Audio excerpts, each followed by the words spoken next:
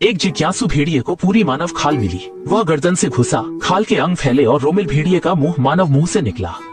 ये नजारा बहुत अजीब था। भेड़िए ने इंसानी खाल पूरी तरह पहन ली थी, जो उसे एकदम फिट थी। एक राहगीर उसके पास से गुजरा तो जिज्ञासु भेड़िया उठकर उसके पीछे चल दिया। वह नकल करते हुए खड़ा होकर भागा, पर लड़खड़ा रहा था, अभी अभ्यस्त नहीं था। फिर वह सड़क की ओर शहर में चला गया। लड़की का कुत्ता उस पर लगातार भौंकता रहा, पर उसने ध्यान नहीं दिया और आगे बढ़ता रहा। एक कंपनी के बाहर से गुजरते हुए उसने उत्सुकता से दफ्तर जाने वालों को देखा। उसे भी जीने के लिए काम चाहिए था। वह नौकरी ढूंढने वालों में शामिल होकर इंटरव्यू देने गया और कलम से लिखना भी उसने ठीक से सीखा। एक भेड़िया आश्चर्यजनक रूप से नौकरी पर रख लिया गया। अपनी लगन से काम करके उसने मालिक का भरोसा जीता और उसे पदोन्नति व वेतन वृद्धि भी मिली। अब अच्छी कमाई वाला भेड़िया अपने बड़े घर में रहता था। ये सब इतना आसान देखकर भेड़िया खुशी से घास पर उछलने लगा और चारों पैरों पर रेंगने लगा।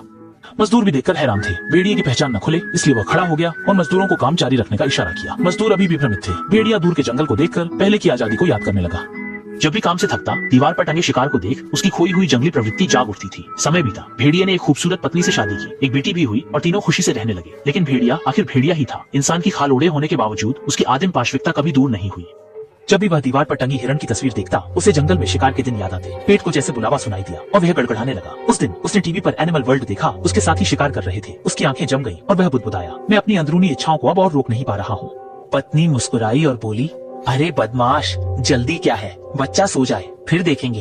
अगले दिन घर पर उसकी पदोन्नति और वेतन वृद्धि का जश्न मनाने के लिए पार्टी हुई। लेकिन मेज पर सजे पकवानों को देखकर उसे कोई रुचि नहीं थी, क्योंकि एक वेयरवुल्फ पका भोजन कैसे खा सकता है। पर जब उसने दोस्त की गोद में पालतू जानवर देखा तो उसकी आंखें चमक उठी और उसके मुंह से पानी टपकने लगा। खुद को इनाम देने के लिए वो पालतू जानवरों की दुकान पर स्वादिष्ट भोजन चुनने गया और उसकी नजर एक प्यारी बिल्ली पर पड़ी। उसने सोचा, बिल्ली इतनी प्यारी है तो स्वादिष्ट भी होगी।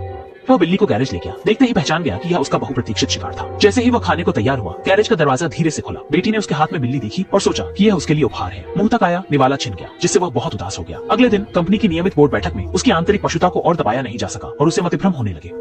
फोल्डर के अक्षर मांस बन गए थे। पीपीटी की रिपोर्ट साथी के शिकार में बदल गई थी। सामने बैठे सहकर्मी की गर्दन देख उसकी आंखें चमक उठी। प्यास से बेताब होकर वह सीधे दौड़ा। सहकर्मी को गिराकर खूनी मुंह खोलकर खाने लगा, जिससे बाकी सब हैरान रह गए। अपनी पहचान उजागर होते ही भेड़िया भाग निकला। मालिक ऐसे राक्षस को बर्दाश्त नहीं कर सकता था, इसलिए उसने सबको उसे पकड़ने के लिए बुलाया। बेबस भेड़िया भागकर अपने घर लौट आया।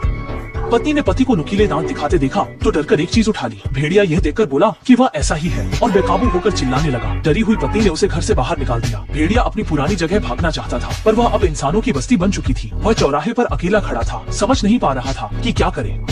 तभी एक कार गुजरी और जंगली भेड़िया मारा गया। आए मालिक ने उसका दुखद अंत देखा और संतुष्ट होकर चला गया।